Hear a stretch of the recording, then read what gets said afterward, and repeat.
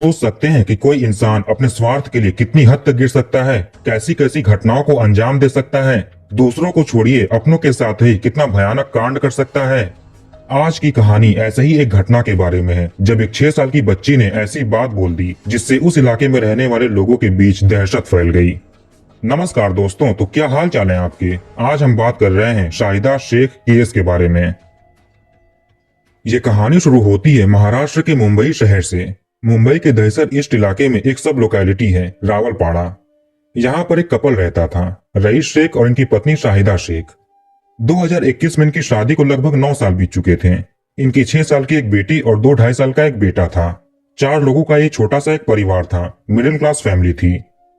25 मई 2021 के दिन Shahida Sheikh Dahisar police station जाकर पुलिस से कहती हैं कि इनके पति रईस शेख पिछले 4 दिनों से लापता हैं। वो 21 मई को नॉर्मली घर से बाहर निकले थे, लेकिन आज 25 मई आ चुका है, वो घर नहीं लौटे। पता नहीं कहाँ चले गए हैं। उन्होंने अपना फोन भी घर पर छोड़ दिया। पुलिस कंप्लेन तो दर्ज कर लेती है, पर इसे कुछ खास सीरियस नहीं लिया गया। फिर भी अपनी तरफ से पुलिस थोड़ी बहुत छानबीन शुरू कर देती है। यहाँ पर बात एक वयस्क इंसान की थी जो कमाता धमाता था, समझदार था, दिमागी हालत भी ठीक थी।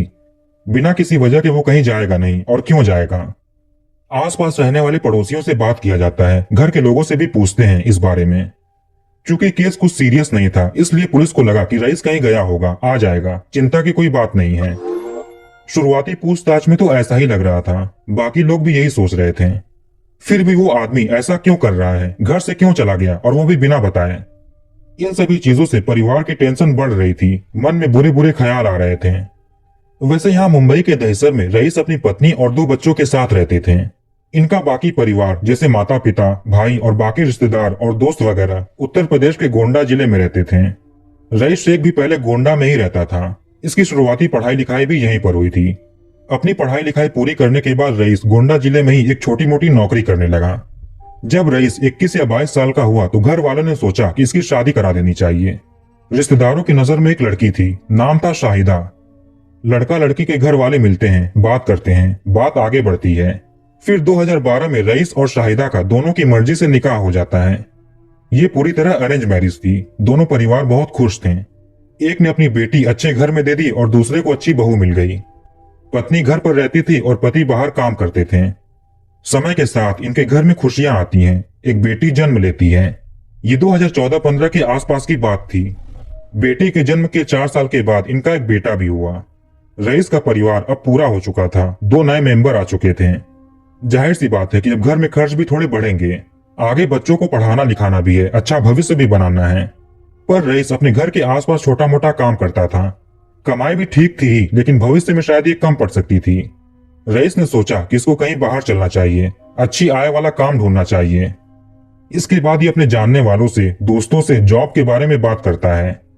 कहीं ढंग की जॉब मिल जाए तो बढ़िया रहेगा, परमानेंट ना सही लेकिन लॉन्ग टर्म कर सके। इसी में इसे पता चला कि मुंबई में एक जगह पर किसी को सेल्समैन की जरूरत है।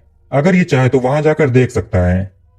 ये बात 2020 की है। अब तक कोविड-19 आ चुका था, लॉकडाउन लग चुके थे, सारा काम ठप पड़ चुका था, दुकानें बंद हो चुकी थीं। अब इंतजार करने के अलावा रईस कुछ भी नहीं कर सकता था। ये लॉकडाउन खुलने का वेट करने लगा।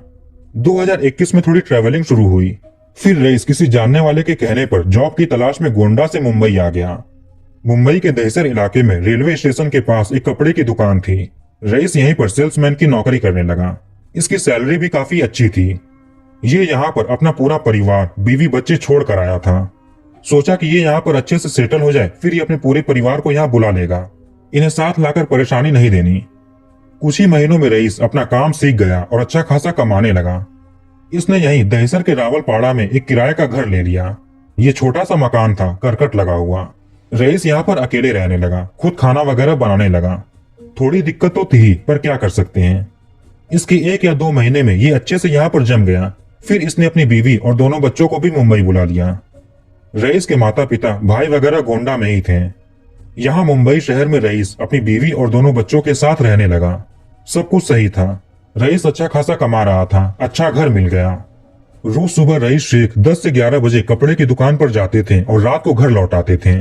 इनका यही रूटीन था। इसी तरह से 21 मई 2021 को भी रईस रोज की तरह घर से निकले, पर रात को घर नहीं लौटे। कभी कभी ये दुकान का सामान लेने के लिए जाते रहते थे, इसीलिए पत्नी ने सोचा कि पति कहीं काम से गए होंगे। लेकिन ये गए कहाँ, ये जानने के लिए पत्नी ने उनका फोन ट्राई किया, पर उन्होंने अपना फोन घर पर ही छोड़ दिया था। वैसे रईस डेली अपने घर गोंडा कॉल करते थे, अपने माता पिता से, भाई से हाल चाल लेते थे, बातें करते थे। पर जब 2-3 दिनों तक बेटे का कॉल घर पर नहीं पहुंचा तो घर वालों ने इसे कॉल करना शुरू कर दिया। लेकिन यहाँ से कोई जवाब नहीं मिल रहा था, कोई फोन नहीं उठा रहा था। कई बार ट्राई करने के बाद बहू शाहिदा रईस का फोन उठाती है। ससुराल वालों ने इससे पूछा कि रईस कहाँ पर है, 2-3 दिनों से उससे बात नहीं हुई, इतना कॉल कर रहे हैं लेकिन वो फोन क्यों नहीं उठा रहा है कहाँ वो। शाहिदा ने बोला कि वो 21 मई से घर नहीं लौटे, फोन भी यहीं छोड़ दिया है, पता नहीं कहाँ है, शायद कहीं काम से गए होंगे। ये सुनकर घर वालों को थोड़ी हैरानी हुई कि रईस ऐसा कभी करता नहीं है, कहीं दूर जाता है तो अपना फोन लेकर जाता है और जाने से पहले इस बारे में जिक्र जरूर करता है कि ये फला जगह पर जा रहा है। इससे माता पिता का मन घबराने लगा, भाई भी टेंशन में आ गए। 21 मई से ही इनके बेटे से बात नहीं हुई थी। जब 4 दिनों के अंदर रईस घर पर नहीं पहुंचा तो पत्नी शाहिदा ने दहसर पुलिस थाने में जाकर अपने पति की मिसिंग कंप्लेन लिखा दी। पुलिस अपनी जांच शुरू करती है, उस एरिया में पूछताछ करते हैं, लेकिन यहां से कोई सुराग नहीं मिला। अभी तक रईस को गायब हुए हफ्ते भर बीत चुके थे।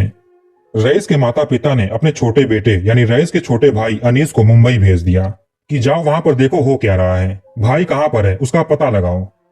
छोटे भाई भी काफी परेशान थे। ये 26-27 मई तक मुंबई आ जाते हैं। मुंबई आकर इन्होंने अपनी भाभी से बात की। भाभी ने अनीस को बताया कि रोज की तरह उस दिन भी वो काम पर चले गए, फिर उसके बाद लौटे नहीं।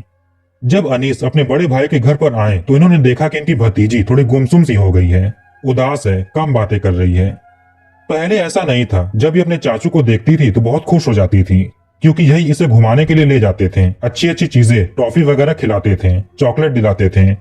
वो पहले बहुत खुश रहती थी, लेकिन अब ये बिल्कुल विपरीत बिहेव कर रही है। हो सकता है कि इसे अपने पापा की याद आ रही हो, इसीलिए उदास है।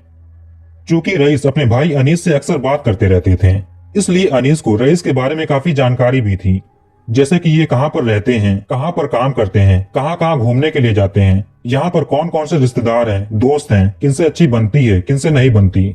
अनीस को सब कुछ पता था।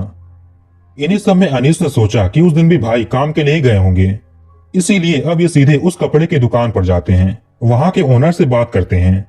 दुकान के ओनर ने इन्हें बताया कि 21 मई को रईस अपने टाइम से ही काम पर आ गए थे, लेकिन वो थोड़ा उदास लग रहे थे। कुछ घंटों के बाद उन्होंने बोला कि मैं थोड़ी देर में आता हूँ, फिर वो यहाँ से चले गए। ये सुनकर अनीस को थोड़ी हैरत हुई कि भाई उदास क्यों थे, कहाँ गए होंगे। वैसे जब भी उनसे बात होती थी तो वो ठीक ठाक मूड में लगते थे। दुकान के ओनर से बात करने के बाद अनीस रईस के जानने वालों से, दोस्तों से और रिश्तेदारों से बात करते हैं, खासकर उनसे जिनसे रईस अक्सर मिलता रहता हो। पर इन सब चीजों से भी कोई जानकारी नहीं मिली। अब मई का महीना खत्म होता है और जून का महीना शुरू हो गया। जून की 1 तारीख को शाहिदा किसी काम से बाहर जाती है। घर पर इनके दोनों बच्चे अकेले हो गए, पर छोटे भाई अनीस यहीं ठहरे हुए थे, इसलिए ये बच्चों का ध्यान रख सकते थे। शाहिदा के बाहर जाने के बाद ऐसा ही अनीस उस 6 साल की बच्ची को अपने पास बुलाते हैं। सोचा कि ये उदास क्यों है, इसको थोड़ा बहलाना चाहिए। इन्होंने बच्ची को पास बुलाया और कहा कि तुम इतनी उदास क्यों हो, पापा जल्दी ही घर लौट आएंगे, तुम चिंता मत करो। बच्ची ने बोला कि वो अब नहीं मिलेंगे। इसके बाद उस बच्ची ने अपने चाचू से जो बात बताई, ये सुनकर अनीस पूरी तरह सहम गए कि ये बोल क्या रही है। तुरंत इन्होंने दोनों बच्चों को लिया और सीधे पुलिस स्टेशन पहुंच गए। दहिसर पुलिस थाने में आकर अनीस ने बच्ची की बताई हुई बात पुलिस को बताई। फिर पुलिस बच्ची से खुद बात करती है। सारा कुछ सुनकर पुलिस के भी पैरों तले जमीन खिसक गई। आखिर 6 साल की इस बच्ची ने अपने चाचू और पुलिस से क्या बताया, ये थोड़ी ही देर में आपको पता चल जाएगा। शाहिदा ने अपने पति की मिसिंग कंप्लेन लिखाई थी, पर यहाँ पर केस कुछ और ही था। इसके बाद पुलिस ऑफिसर अपने पूरे स्टाफ को इकट्ठा करते हैं और सीधे रावलपाड़ा रईस के घर आते हैं। यहाँ इन्होंने पूरे घर की छानबीन शुरू कर दी। ये 1 जून के शाम के 4 बजे की बात है। अभी तक शाहिदा भी घर आ चुकी थी। पहली बार पुलिस घर की छानबीन करने के लिए आई। ये सब कुछ 6 साल की बच्ची के कहने पर हुआ। बारी बारी पुलिस ने कमरों को देखना शुरू किया, घर की दीवारों को, सामानों को, जमीन को। ऐसे करते करते पुलिस किचन में आती है। ये भी आम किचन के जैसा ही था, जैसा कि बाकी घरों में होता है, पर यहाँ किचन का फर्श थोड़ा नया लग रहा था। लगा कि टाइल्स नई लगाई गई हैं। किचन के केवल कुछ ही एरिया में ये नई टाइल्स लगी थीं। जो अभी अभी नई लगी थीं उसे अच्छी तरह से सेट नहीं किया गया था, उबड़ खाबड़ था। ऐसा लगा कि किसी नौसिखिए ने यह काम किया होगा, पर फिर भी वो इतनी बड़ी गलती नहीं करेगा जो आराम से दिख जाए। पुलिस तो पुलिस होती है, केस में हर चीज़ पर शक करना पड़ता है। यहाँ भी टाइल्स को लगाने के ढंग से पुलिस ने फर्श पर कुछ शक जताया। इसके बाद खुदाई करने वाले मजदूरों को बुलाया जाता है। बाहर हल्की हल्की बरसात शुरू हो गई थी। मजदूर आते हैं। पुलिस ने किचन के फर्श पर निशान लगाया और मजदूरों से बोला, यहाँ खुदाई करो। मजदूर शुरू हो जाते हैं। ये 4 से 4:30 बजे की बात है। यहाँ मजदूर खुदाई कर रहे थे, वहाँ पुलिस वाले आस पड़ोस के लोगों से और भी गहराई से पूछताछ कर रहे थे। धीरे धीरे घर के बाहर लोगों की भीड़ जमा हो रही थी। लोग सोच रहे थे कि अचानक से पुलिस यहाँ पर क्या करने आई। मजदूर खुदाई करते रहे। 1 घंटा बीता, 2 घंटा बीता, 3 घंटे बीत गए। ऐसे करते करते करीब 11 घंटे बीत गए। सुबह का 3 बज गया। मजदूर अभी भी खुदाई कर रहे थे। इन्हें खुदाई करने में थोड़ी दिक्कत भी हो रही थी क्योंकि ज़मीन में बहुत सारे कंकड़ पत्थर थे। ज़मीन की कंक्रीट तोड़ने में ही काफ़ी समय बीत गया था। करीब 3 फीट तक खुदाई करने के बाद मजदूरों की नज़र एक चीज़ पर पड़ी। इसके बाद ये आराम से खुदाई करने लगे। गड्ढे के अंदर से सबसे पहले एक इंसानी हाथ बाहर निकलता है। थोड़ा और खुदाई करने के बाद एक और टुकड़ा निकला। इसके बाद एक और, फिर एक और। टोटल 4 टुकड़े पुलिस को गड्ढे से मिलते हैं। ये एक के ऊपर एक करके गाड़े गए थे। इन 4 टुकड़ों में ही एक इंसानी शरीर पूरा हो गया। ये शव किसी और का नहीं बल्कि गायब हुए रईस शेख का था। फिर पुलिस इसे पैक करती है और फॉरेंसिक जांच, पोस्टमार्टम वगैरह के लिए भेज देती है। शाहिदा को पुलिस स्टेशन लाया जाता है।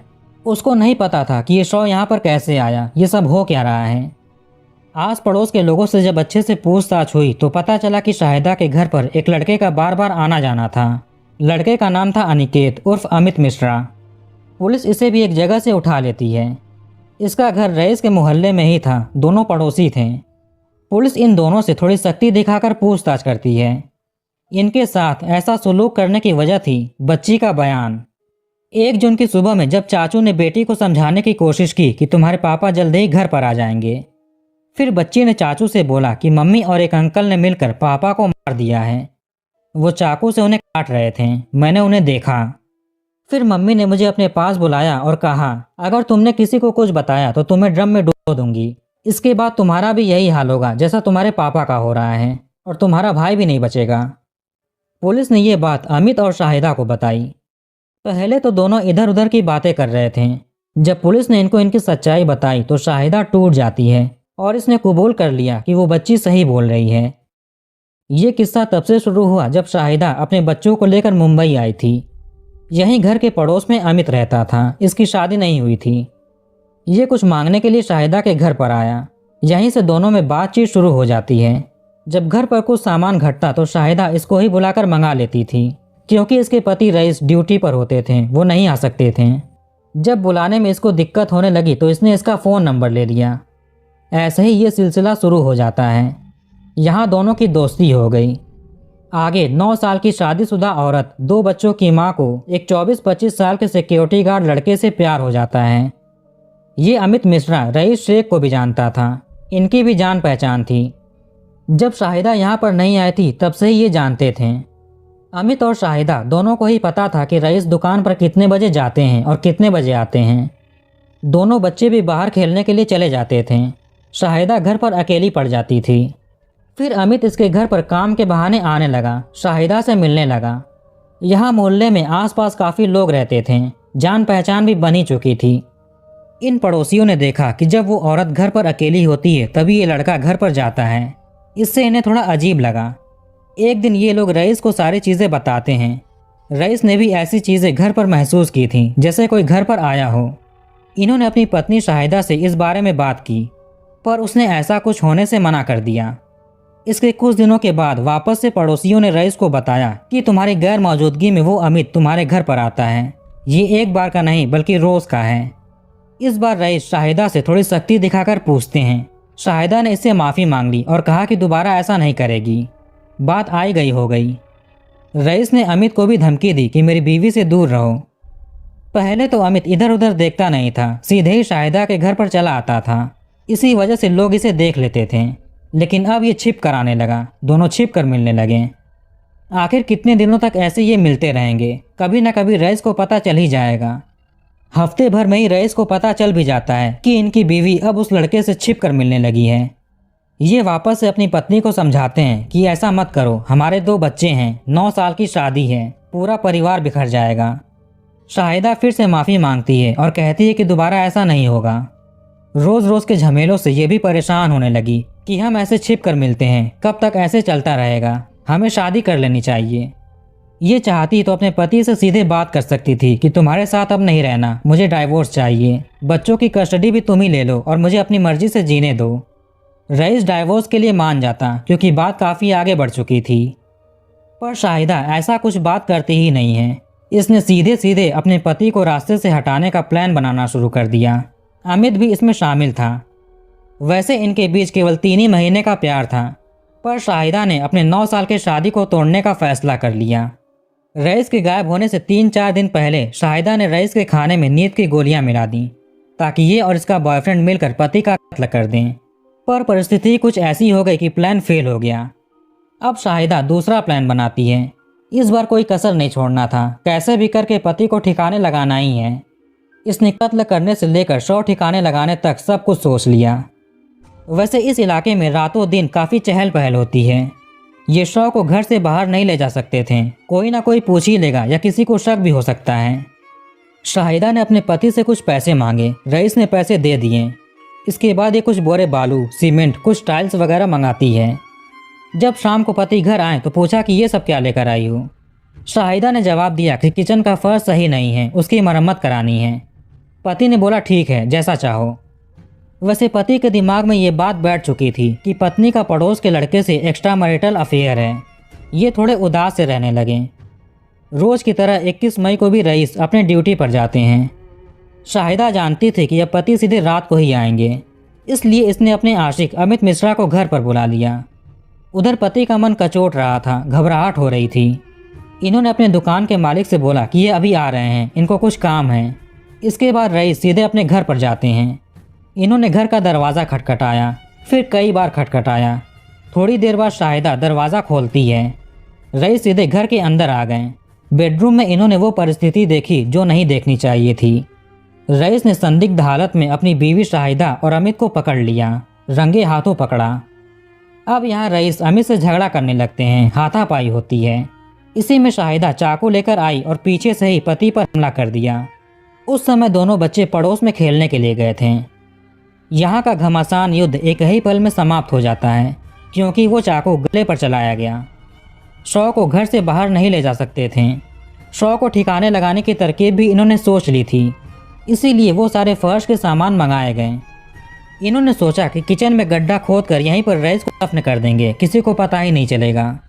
सबसे पहले शाहिदा अपना टीवी ऑन करके वॉल्यूम फुल कर देती है ताकि अंदर जो आवाज़ हो रहे हैं वो टीवी की आवाज़ में दब जाएं। अब इन दोनों ने किचन में आकर चेक किया कि कितनी लंबाई का गड्ढा खोदना है। पता चला कि पूरी बॉडी इसमें फिट नहीं हो सकती। अब क्या करें? कुछ ही मिनटों में दोनों ने इसका भी इलाज निकाल लिया।